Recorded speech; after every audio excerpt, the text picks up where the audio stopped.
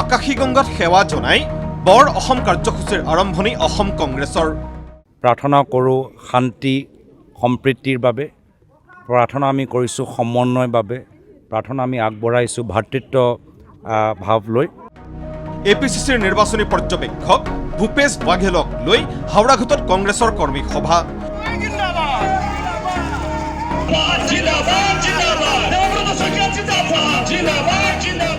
সংস্কৃতি মাটি ভেটি ৰক্ষাৰ প্ৰতিশ্ৰুতিৰে কাৰ্বি আংলঙত যুঁজাৰ সংকল্প কংগ্ৰেছৰ।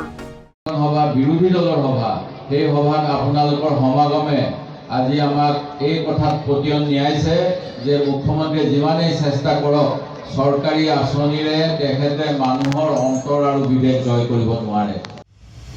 কেইবা হাজাৰ কংগ্ৰেছ কৰ্মীৰ উপস্থিতিত হোৱা হাওৰাঘাটৰ সভাত APCCৰ সভাপতি গৌৰৱ গগৈৰ তীব্ৰ আক্ৰমণ, মুখ্যমন্ত্ৰী ডক্টৰ হিমন্ত বিশ্ব শৰ্মা আৰু কাৰ্বি স্বায়ত্তশাসিত পৰিষদৰ CEM তুলিৰাম ৰংহাঙক। মূলতঃ পুঁজিপতিক ভূমি আবণ্টনৰ জৰিয়তে ৬ষ্ঠ অনুসূচীৰ অধিকাৰ খৰ্ব কৰাৰ অভিযোগ গৌৰৱ গগৈৰ।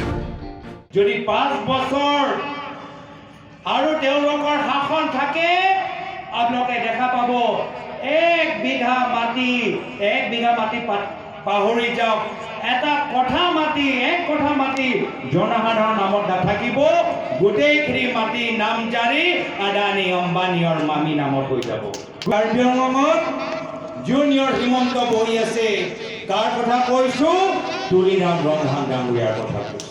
যিদৰে হিমন্ত বিশ্ব শৰ্মা ডাঙৰীয়াৰ ৰাজনীতি কৰে, তেওঁকে ফলো কৰি তুলিৰাম ৰংহাং ডাঙৰীয়াৰ ৰাজনীতি কৰে। হিমন্ত বিশ্ব শৰ্মা ডাঙৰীয়া পৰিবাৰৰ নামত কোম্পানী খুলি চৰকাৰী পইচা দিয়ে, একেৰাহে তুলিৰাম ৰংহাং ডাঙৰীয়া নিজৰ পৰিবাৰৰ নামত কোম্পানী খুলি, পৰিবাৰৰ সদস্যৰ নামত কোম্পানী খুলি চৰকাৰী পইচা তেওঁলোকক দিয়ে। আৰু ইয়াৰ পাছতেই হাওৰাঘাটৰ পৰাই APCCৰ সভাপতিয়ে দলীয় তৃণমূল কৰ্মীক নিজ দলৰ ব্ৰেণ্ড এম্বেচাডৰ আখ্যা দিলে।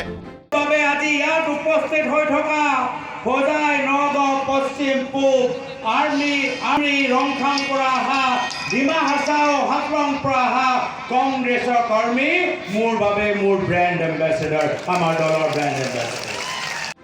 APCCৰ পৰ্যবেক্ষক তথা ছত্তীশগড়ৰ প্ৰাক্তন মুখ্যমন্ত্ৰী ভূপেশ বাঘেলেও ক'লে, অসমে বিচাৰিছে পৰিৱৰ্তন, অসমৰ সংস্কৃতি জাতি মাটি ৰক্ষা কৰিব কংগ্ৰেছে। लोग परिवर्तन चाहते हैं, बदलाव चाहते हैं, क्योंकि यहाँ के लोग अपने ज़मीन से, अपनी मिट्टी से प्यार करते हैं, ज़मीन बचाना चाहते हैं। लेकिन हेमंता विश्व शर्मा यहाँ की ज़मीन को अडानी, अंबानी, पतंजलि, गोदरेज ये सबको दे देना चाहते हैं। आज आसाम बचाने की ज़रूरत है। आसाम की संस्कृति, आसाम की माटी, आसाम की जाति सबको बचाने की ज़रूरत है। और मैं समझता हूँ कि इस मामले में पूरा आसाम एक साथ एकजुट खड़ा हुआ है। কাৰ্বি আংলঙৰ 2 জিলাৰ লগতে ডিমা হাছাও আৰু হোজাই জিলাৰ কংগ্ৰেছ কৰ্মীৰ উপস্থিতিত অনুষ্ঠিত হোৱা নতুন বৰ অসম কাৰ্যসূচীত কেউখন জিলাৰ কংগ্ৰেছ নেতৃবৃন্দৰ লগতে উপস্থিত থাকে দলটোৰ কেইবাজনো বিধায়ক সহ সাংসদ Rakibul Hussain. Bureau report ND24।